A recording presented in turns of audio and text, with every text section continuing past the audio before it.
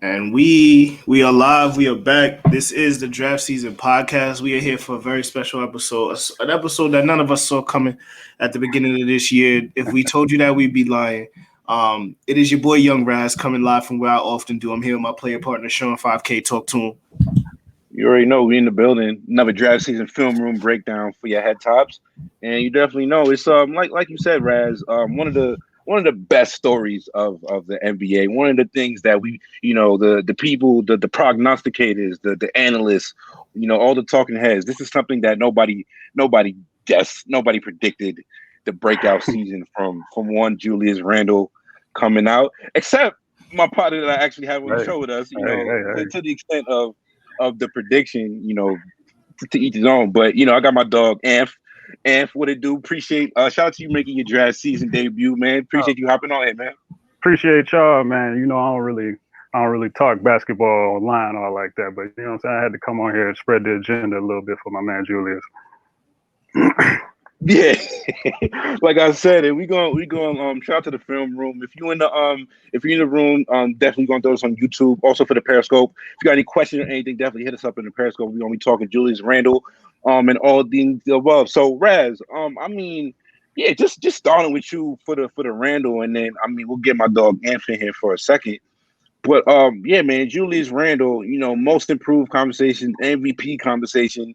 As a Knicks fan, somebody who watched a lot of Julius Randle last year, familiar with his brand from college and different stops from the Lakers to the Pelicans. What have you seen from this change Julius Randle this year, my guy? Well, let me back up on that because I have to be respectful and I have to eat crow, as you would say. I didn't see this shit coming. I was on the trade Julius Randle bandwagon the moment last year ended. Honestly, last year was abysmal, as you could see. Like the Knicks were awful. He was a black hole, a turnover machine. He was shooting too many threes. Wouldn't pass out triple teams. Like Julius Randle was a menace last year. Like it was bad basketball. And like to be fair, what he had around him was not great. But with that same breath, the team hasn't changed much this year other than the addition of the rookies and just some structure with coaching and from up top. A better RJ, but it's the same. It's the same. But RJ's approval has a lot to do with the whole – I think it's just the system at this point. Like I think everybody's playing a little bit above their heads. But in terms of Julius Randle, it's just like his jump shooting, that's the first thing we'll go in. His jump shooting has improved. Like the jump shot is falling. The mechanics look about the same. I don't know what's different, right? He's passing out of triple teams. He's making the right plays. He has worked on his body though. I will say that. Like in terms of being like a physical specimen this year, that's a Greek god if they ever had one. Like he's worked out this whole off season. Like I think he's moving lighter. He's moving lighter on his feet, and you can tell that. And I don't know if that I feel like it has something to do with his like the lower synchronization of his body with his shooting motion. Because like I said, we don't like he hasn't really changed his form too much, but just everything is much more consistent. Not to cut you off though, Raz. You continue. No, I'm just saying. I mean, he went in there with Chris Brickley. Apparently, that shit works on everyone except. I don't know, Frank Ntilikina, but like it's one of those things where it's just like he's changed the Knicks outlook over the next 2-3 years, bro. Like things are different now. It's not like we were expecting this rebuild legitimately to take 4 to 5 years. Like, and we was like, is Tibbs the guy for a rebuild? I was bashing the Tibbs hire too. But like Tibbs has brought a culture to this team, and Julius Randle and them boys, because I'm not just gonna put it on Randle, but like he's obviously the major catalyst. But the whole squad, the addition of Derrick Rose, which I questioned at the trade deadline, everything about this team has an identity, and that's something the Knicks have missed for the last 10 years. Like since the 3 to the dome Knicks with Rasheed Wallace and all them, since that we haven't had an identity. So it's just one of those things where it's like the trajectory of the New York Knicks has changed because of the way Julius Randle is playing. Like nobody feels like they're coming here handcuffed anymore. Like you have Randle and you have RJ Barrett and you feel like you can build from there. So I think for you, Anf, and like I said, Anf, Anf is my guy. So he followed a lot of young Julius Randle. Right. And a lot of the, if we talk about the skill set, and he came into the league with an NBA body, and there's a couple things just in his development in general that I feel like people might have understated or just strictly ignored about the effect that they have. So when we talk about somebody who this is age 26 season, and it's his full breakout, and it's such a fascinating case, which is exactly why we had to break this down. But Julius Randle wasn't a bad NBA player before this. He wasn't a bad NBA player the year before either. Right. Now, we talk about this, and when we really talk about, I feel like you can make the empty stats argument for anybody that's on a team that sucks. It doesn't necessarily mean it's his fault. But if you're losing and if you're losing, the stats are empty. If you really want to look at it like that. But for Julius in particular, and we talk about his impact on the game. One thing for me watching Julius, and this has been my favorite thing as somebody who, I have tweets in the stats. Go pull them up if you want. I've compared his past basketball IQ to that of a AA Duracell battery. It'll be times when he was driving, but this is I'm also eating crow here. And is like, bro, I'm not making this up, but sometimes you would see, and we talk about the vision, and we talk about guys. We spoke about this earlier when we talk about Jokic, and these guys just see passes that other guys don't. Sometimes this is a trait. Some guys have it, some don't. You can't really even develop that. And in particular with Julius, it can also be a thing of reps. And when we talk about Julius earlier in his career, he also didn't get a lot of primary reps. And so, but to bring it to you, Anf, what have you seen that's really changed the most for Julius Randle this year? Because it's scary because he put it all together, and now we're looking at somebody who is looking at it like a lock for an All-NBA team. So what have you seen for somebody who's watched his career, seen what he's done bad in the past, seen what he's improved on? What's been your just total read on Julius this year? Well, everything that we're seeing, like from Julius this year, I think all revolves around the improved jump shot. Like you got into the whole thing with his IQ and things like that. I think that him having a jump shot has eliminated a lot of the problems that we see in the past, as far as him like over penetrating and spinning into the lane and things like that. Like Julius Randle, I don't care what anybody says. I've watched pretty much every game he's played over the past 5 years or so. And he's always been this guy, like from a playmaking standpoint, as far as being able to read the floor this way and make these kind of passes. Like one thing that like made me want to watch him more, like it was looking at his playmaking, like in summer league and things like that. And you would see like the drive and kick game, and he would be able to throw passes on time, on target, hit people in the shooting pocket. Like that's the kind of stuff I look for when I'm like evaluating a player. And he's always like had that in his game. But the thing that was hampering him from like fully exploiting it was he couldn't shoot. So it becomes this thing when you're like trying to be this alpha guy, you're trying to find your way in the league. A lot of people like to see plays that don't happen and they like attribute it to IQ and things like that. But when I would see Julius Randle make like certain decisions he would make on the floor, it would be a question of whether or not he chose to like not make the pass and wanted to go get the bucket as opposed to like not seeing it at all. So yeah, it would be more so a thing where he's just trying to go get a bucket. Like he made his mind up, I'm about to go get this bucket, but the only way he can go get it is to bulldoze through 4 people. Like it's not that he doesn't see it. You know what I mean? Going left. He's trying to get to where he's trying to get to. He's trying to get some buckets. Hard right, spin left, into 3-4 people. Hey, that's what it used to be. That's a function of the roster though. Like last year, like it was him, Marquis, like Bobby Portis be on the floor at the same time. They all occupying this space. RJ couldn't shoot yet. Like it's just a lot of things going on that kind of worked against them last year. Like as far as like the playmaking and the shooting. Oh, what's up, Mario? But like he had the improvement in shooting as well. And like I was telling y'all before, I kind of saw like an improvement coming because I didn't think he was that bad of a shooter. Like if we go back to the New Orleans days and things like that, what we would see is like he would take these shots and they wouldn't be like bad misses. What I would see is him missing on the same part of the rim like every time. Like they're distance misses. He's missing short and stuff like that. So I thought it was something that could be fixable to like a 35%, 36% range eventually. But this guy that we're seeing now with all the off the dribble shooting and all this, I had no idea that this dude was going to show up. And once you saw the shooting like improve, then we get into the playmaking that he's been making these plays for a long time. They're just more consistent.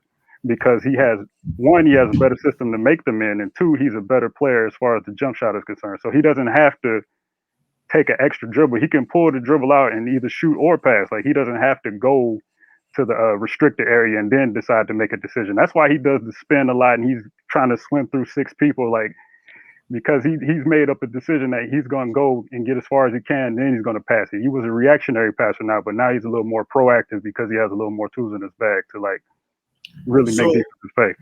Yeah, I mean, my question to everyone is just, obviously the arenas aren't full right now. So basketball will look different in a year or two. In the playoffs. In the playoffs for sure. But how much is this sustainable for him is my question. Like, so I don't expect him to go out there and shoot fucking 43% next year. I can't expect that. Would I like it? Right. Of course. Sign me up. But I can't expect it, right? Where do we think where's his median? Where does everything come back to not normal? Because he's proven this year alone, he's proven to me that he has the ability to be a top 30 NBA player every year if he wants to, right? So, and 30, that's his floor. Like 30, he can be better than that.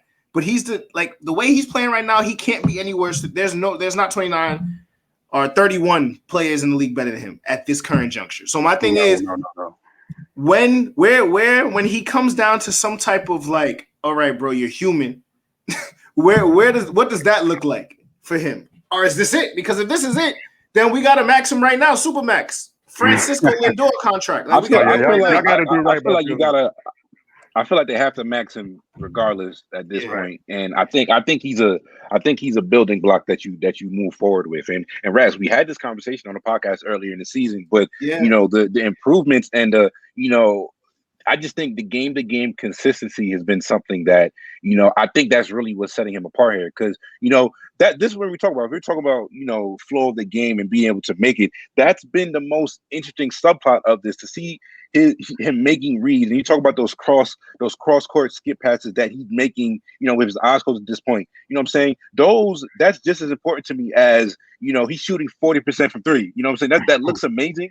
But there's going to be even expecting some regression to the shot. His floor game and what he's shown as a decision maker, honestly, and even with the defense, I feel like some in the past he was on some really horrible. That's a damn take, man. Wow. I'm not mad at it though. I'm not mad at it. How you feel about that, right? I agree. I mean, friend of the show, shout out Ezel. We were just talking about that shit today in the group chat, bro. Like, Steph, he said, and I'm going to quote him on this one. He said that light-skinned boy got a hold on the media right now. Now, Steph is playing out of his fucking mind, but, like, the Knicks might have home court advantage. Like, what are we talking about right now? Like, the Knicks might have home court advantage.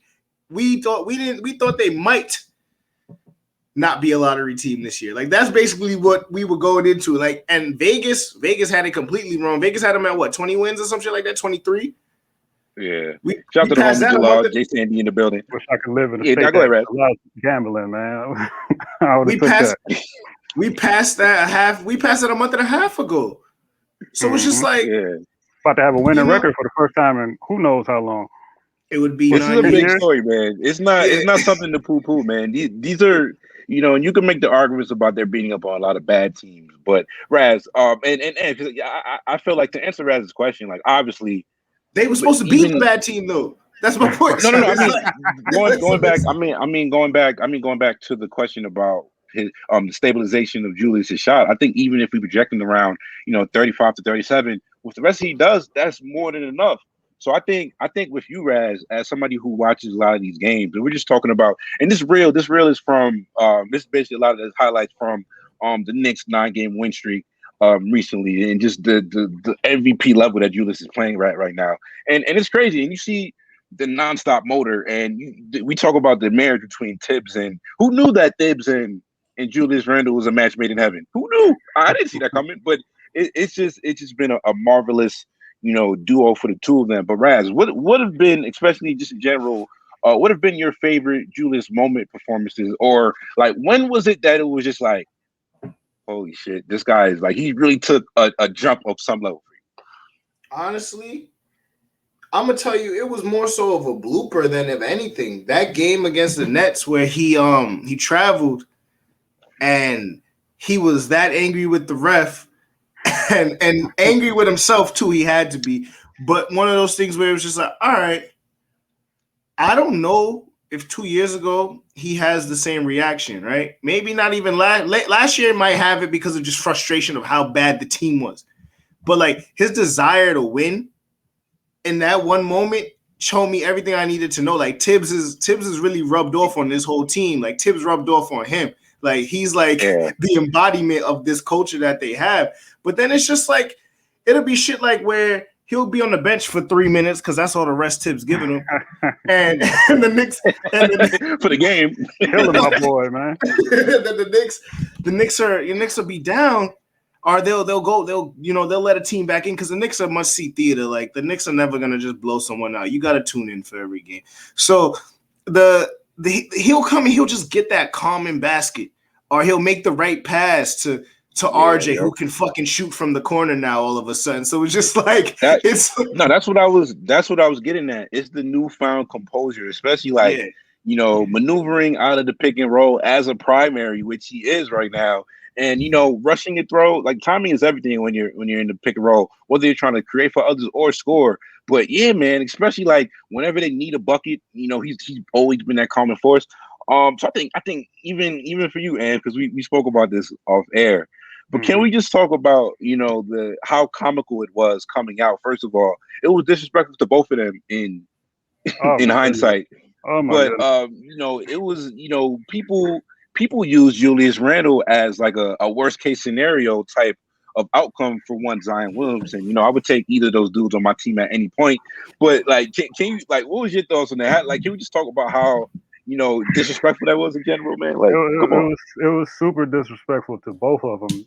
Julius in particular, I don't think people realize like what they were saying when they were talking about Julius Randle. I mean, Zion being Julius Randle with his with hops. Like, because one of the things that Julius had a problem with, like one of the only things that was stopping him from like being a dominant force already, and he was still getting 20 and 10 regularly. He really can't explode that great in space, right? But even with those limitations, he was still a problem for anybody who was trying to guard him, right? But now he can shoot. But even if he didn't learn how to shoot, you take him with that already physical profile and the dribbling ability and the speed that he has, and you give him Zion Williamson hops, like nobody's messing with that dude, bro. Like that's only person that could stand up to that guy is like Giannis and LeBron, like in terms of like and fucking Karl Malone, right? like Karl Malone, the only nigga that would be strong enough to guard him. Pound for pound, like nobody's stopping him, and he going through you regardless. But if he jumping over you too, like he's gonna be an even different problem because like it's not as much wear and tear on him. Like what I'm saying? So like that was just highly disrespectful to both of them. I think a lot of people. I think a lot of people underrated Julius's playmaking last year, and we've seen that now. Like I'm like, because I didn't know Zion had his playmaking that he got in his bag. He was making crazy passes in that Wolves game. He was acting. Yeah, downhill. There's nothing you can do about Zion. Right. Zion's very good at basketball. That's a hot take. I want everyone to hear that. Zion's very good at basketball. So it was crazy to where bold if true. Yeah, he was going with a lot. He got a lot of comps though. Zion coming out got I remember people saying if he loses his athleticism, he's just gonna be Zach Randolph. I'm like, first of all, let's not disrespect fucking Zach Randolph. What the fuck are we talking about? Again. Like Zach Randolph was a very good basketball player. What the fuck are we talking about here? His ceiling is Zach Randolph. All right, cool. Sign me up. What are we talking about, bro?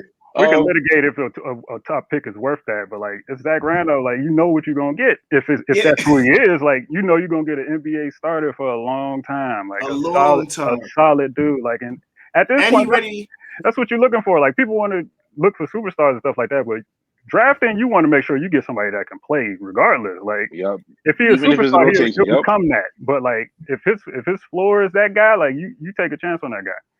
Yeah. So Raz, I think. Go ahead, Raz. No, I was just agreeing. I'm just like, like if the floor is fucking Zach Randolph and it's like, damn, I got the third pick. What should I do? Yes, give me the guy with the fucking 20 and 10 floor. Sure. He can't jump over a piece of paper, but I'll take it. Like He clearly figured out how to get buckets in this league for a long time. So the way that people just disrespect a lot of these players and I get what they're doing. They're trying to big up the talent of the new kids, but it's like, bro, like Zach Randolph, Zebo. Like, I'm not even thinking about like Memphis Grizzlies. Like, just think about what he was on the fucking Blazers. Like, even when he had to stop in New York, like we stunk, but he was still good.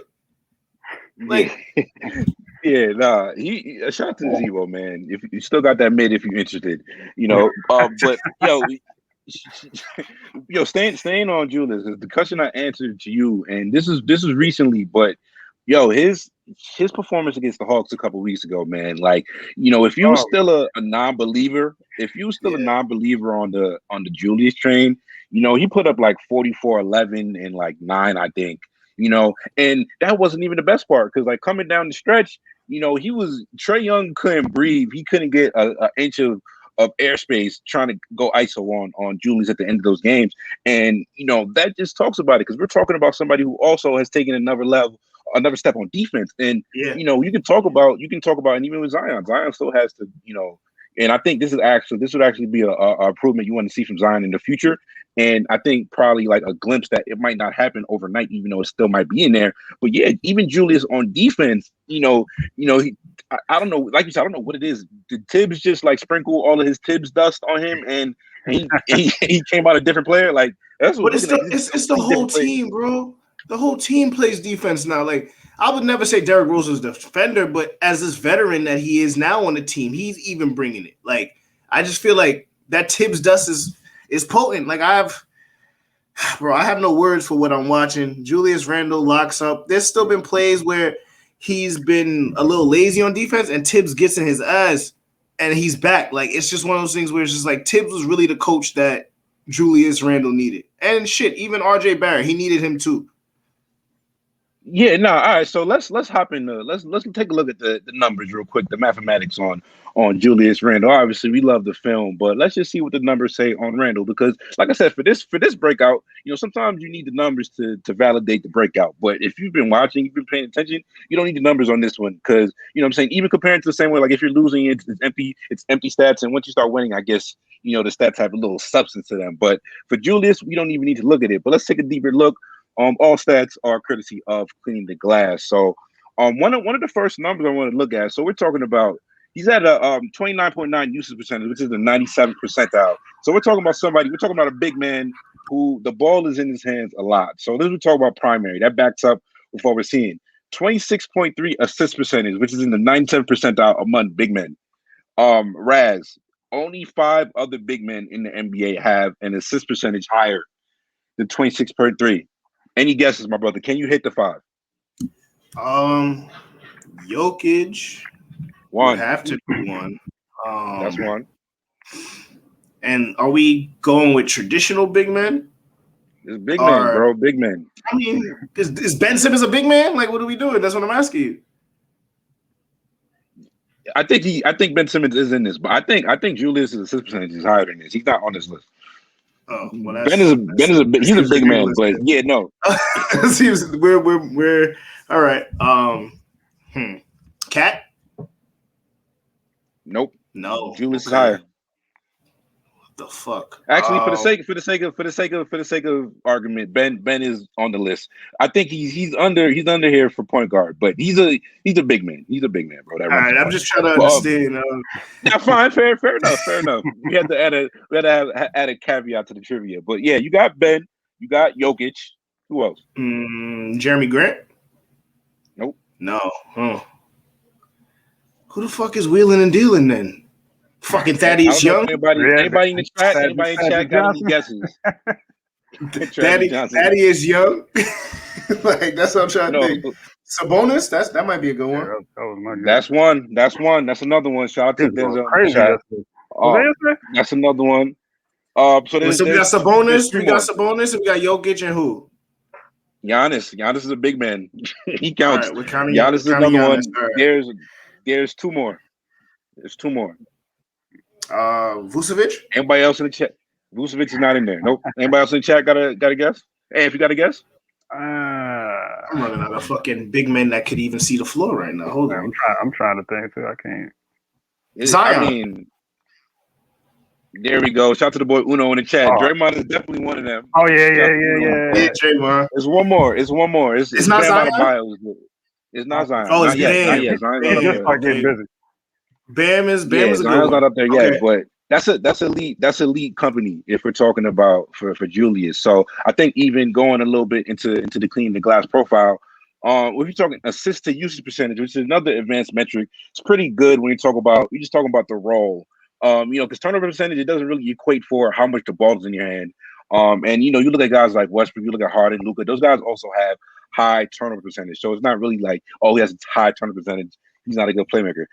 Assisted usage, 0.88, which is in the 88th percentile. So it's another, it just tells you about, for how much the ball has been in Julius's hands. He's been, taking care of the ball and obviously just a calming presence on the offense in general. So I think even going into some more of the shooting numbers a little bit, like you said, and he's more of he gets his buckets in the paint off of just like pure motor and not giving up.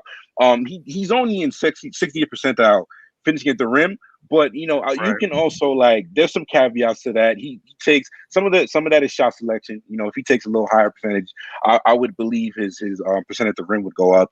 But also he's also great on the offensive rebound. So I think even his rim percentage is probably a little lower than he is in general. Looking at because getting to the real numbers here, 93rd percentile among big men on all threes, over 334 attempts for Julius Randle. We're talking that's elite on volume as well. That's elite. You can't do anything about that.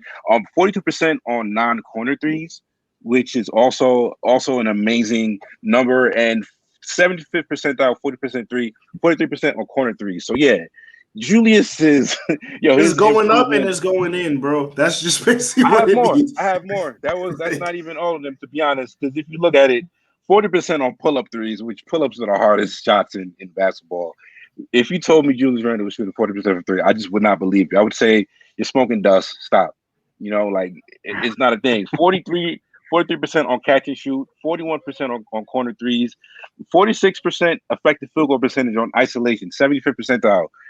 This is just it's hard to come up with more, superlatives to talk about how damn good he's been in, man.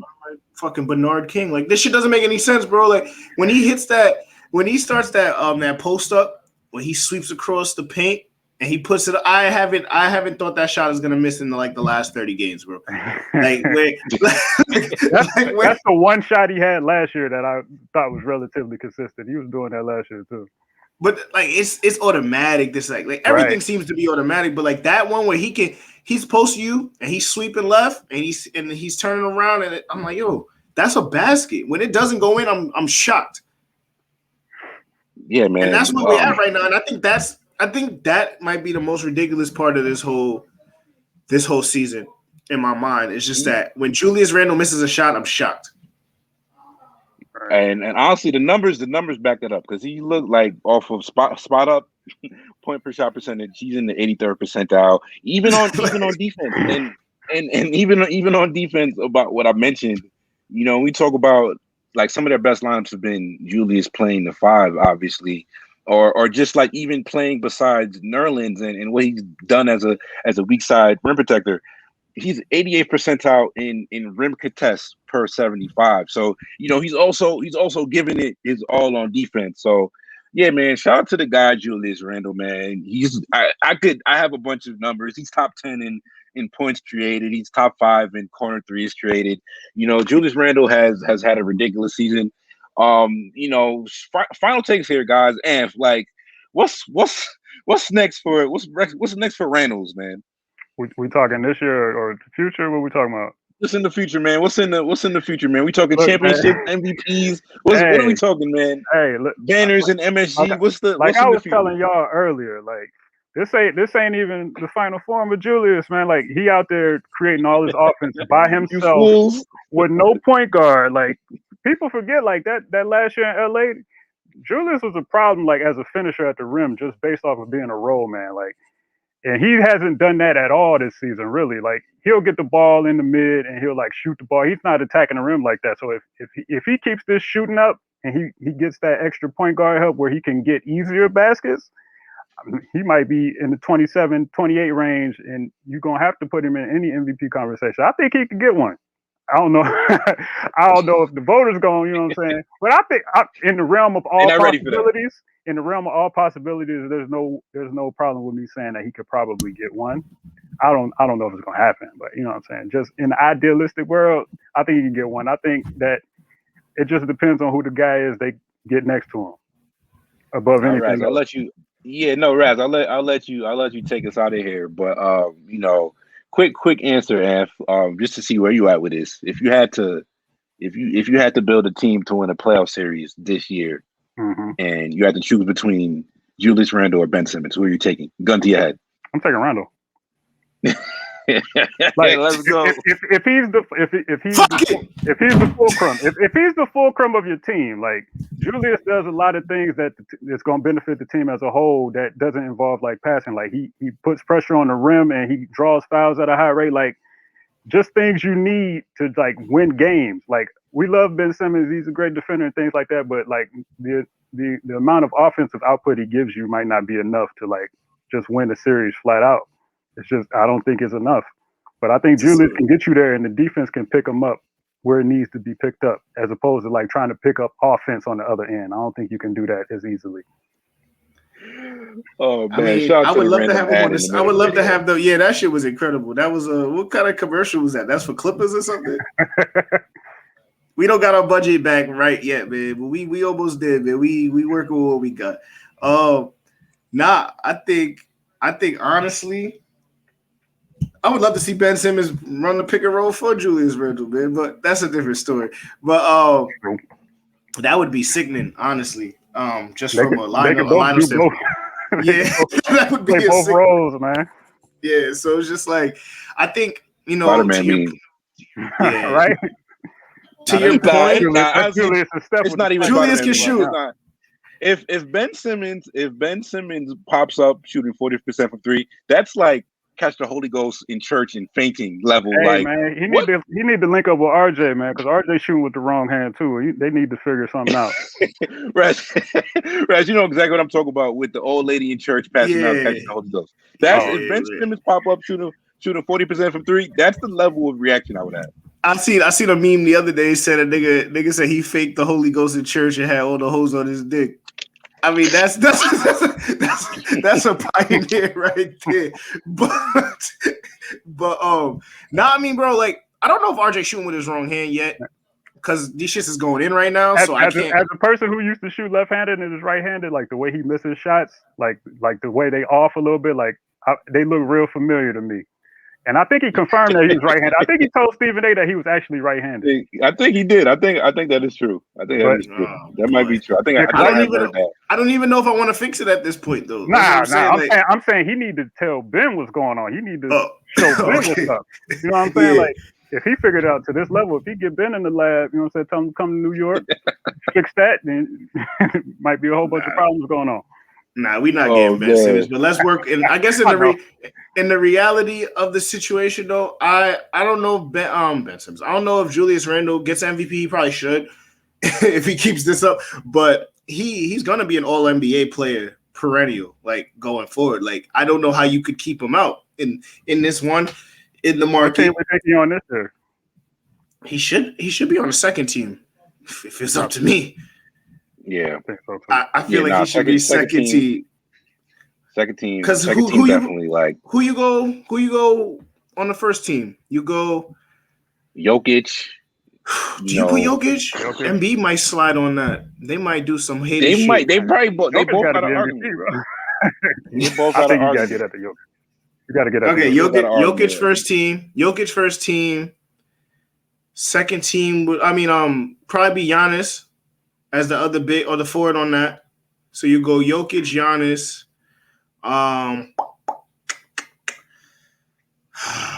Probably Luka, maybe.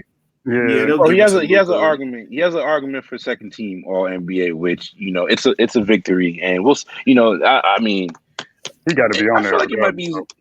No. And I feel like the only thing that probably stopped it might be some like media bitterness that dudes might be hating, but that's neither here nor there. We're gonna get to that on another episode. But yeah, man, shout out to the boy Anf for hopping on here, man. Definitely a great NBA account you can follow. And please tell the people where they can follow you and check out the content that you put out. And just witty tweets and things of that nature, all banter NBA things. Tell the people I'm getting back. I'm getting back in the content game pretty soon. But you can follow me on Twitter. Shout out Shooty Hoops, man. Shout out Shooty Hoops. Oh, I forgot about that channel. But on Twitter at Anthony, that's AMPH. Oh, ERKNEE. I can't even spell it myself. And on YouTube we got movie picture Shooty Hoops, but that's another story for another day. But just follow me on Twitter, Anthony. You know what I'm saying? You see some tweets. I ain't as active as I was, but I'm getting back to it. You definitely getting it back. Shout out to Anth, man. Definitely be on the lookout for him. Raz, man. Final takes. Anything you got before we got here, bro? Nah, man. I feel like anything that's gonna come out of my mouth right now is just gonna be too hot of a take, and I'm just keeping it. I'm keeping it real calm and just really enjoying what's been going on with the New York Knickerbockers this year. Yeah, you know what I'm saying? I'm just gonna keep it calm because that's when shit go left for us fans, man. Like, you know, we start talking crazy and then shit hit the fan. So as a Knicks fan, I beg and I urge all my Knicks fans, just keep it calm, keep it cool. We got humble. Yeah, we got a player. We have a player, bro. We have a star. We have a complimentary young guy who can turn into one, and we got a system right now. And you know, niggas up top haven't made no dickhead moves yet, which is as much as you can say. We should hang that. It's always a ticking time. It's always a ticking time bomb. They got Dolan in the broom closet somewhere. Dolan chilling, man. After they locked Dolan up, and then after I just saw this Jets draft, bro, I'm just keeping it calm, bro. Like things have been a lot worse in my life. Put it that way. So, but yeah. Well, yeah, man, that's been another installment of the Draft Season Podcast. Definitely, we'll be coming at you guys shortly with NFL draft, all recap of all that good stuff. And we got an RJ Barrett film breakdown coming for you guys soon. Definitely make sure you check out the YouTube page and follow us on Twitter. Draft Season Podcast. We out of here, man.